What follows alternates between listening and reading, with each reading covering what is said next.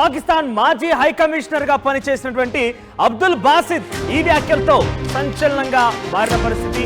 10 నుంచి 12 రోజుల్లో పాకిస్తాన్ పైన ఇండియా దాడి చేసే అవకాశం ఉందంటూ మాట్లాడాడు ఆయన. ఇండియా గత చరిత్ర ఇదే విషయాన్ని చెప్తుందంటున్నారు అబ్దుల్ బాసిద్.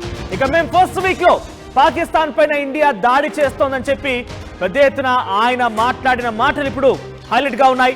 మే 1 అంటే ముహూర్తం ఫిక్స్ అయిపోయింది.